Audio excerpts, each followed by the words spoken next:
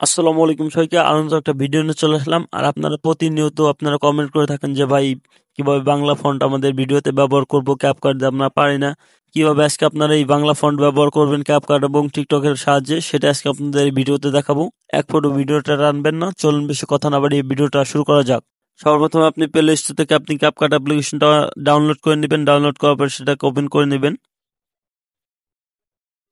Open করার পর আপনার সামনে এরকম একটা ইন্টারফেস শো করবে। আপনি নিউ প্রজেক্ট লেখা দেখতে পারেন, নিউ প্রজেক্টের পর ক্লিক করবেন। নিউ প্রজেক্টের পর ক্লিক করার পর সরাসরি আপনার গ্যালারিতে নিয়ে আসবে। আপনি গ্যালারি থেকে একটা ভিডিও সিলেক্ট করে নেবেন। নেওয়ার পরে নিচের দিকে অ্যাড লেখা দেখতে পারেন, অ্যাডের পর ক্লিক করবেন। তারপর আপনার সামনে এরকম চলে আসবে, আপনার ভিডিওটা চলে আসবে, ভিডিওটা শো করবে। এরপরে ভিডিওর উপর ক্লিক করবেন। ক্লিক করে এদিকে চলে আসবেন। এদিকে আসার পরে লেখা দেখতে পাবেন অপারসিটি, এটার উপর ক্লিক করবেন। ক্লিক করে এটাকে একবারে 0 করে দিবেন।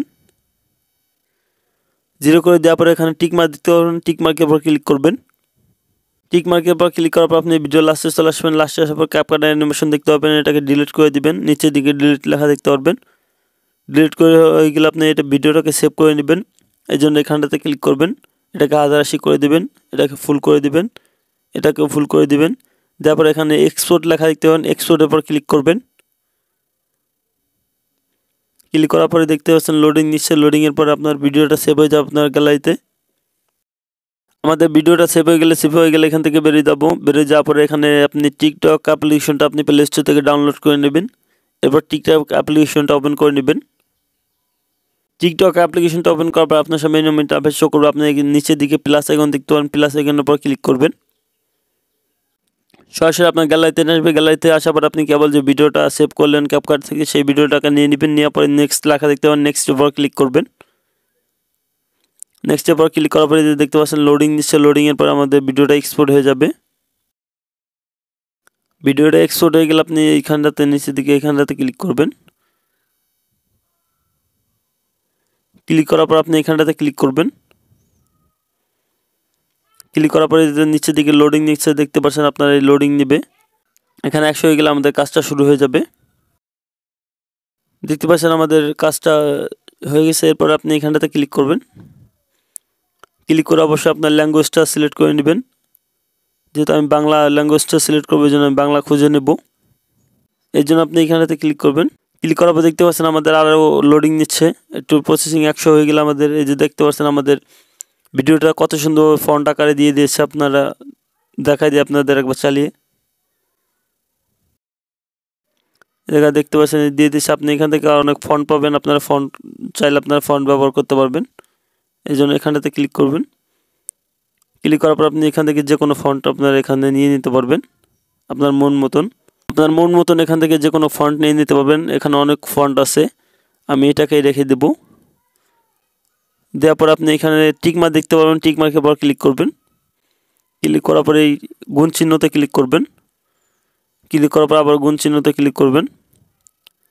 ক্লিক করার পর দেখতে পাচ্ছেন আমাদের ভিডিও লেয়ারটা চলে আসছে। এরপর আপনি কি করবেন, নেক্সট লেখা দেখতে পাচ্ছেন, নেক্সটের পর ক্লিক করবেন। এরপর অনলি মিতে দিয়ে আপনি এটাকে সেভ করে নেবেন। এরপর এক্সপোর্টের পর ক্লিক করবেন। ক্লিক করার পরে এখানে প্রসেসিং নেবে। এরপর কেবল যে ভিডিওটা আপনি এখান থেকে নিলেন, এরপরে ভিডিওটাকে আপনি সেভ করে নেবেন গ্যালারিতে। এই জন্য এখানটাতে ক্লিক করবেন, সেভের পর ক্লিক করবেন।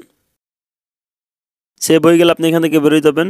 বেরিয়ে যাওয়ার পর আবার ক্যাপকাট অ্যাপ্লিকেশনটা ওপেন করে নেবেন। ক্যাপকাট অ্যাপ্লিকেশনটা ওপেন করার পর আবার সেই ভিডিওটা নিয়ে নেবেন। নেওয়ার পরে ভিডিওর পর ক্লিক করবেন। ক্লিক করে এটির দিকে চলে আসবেন।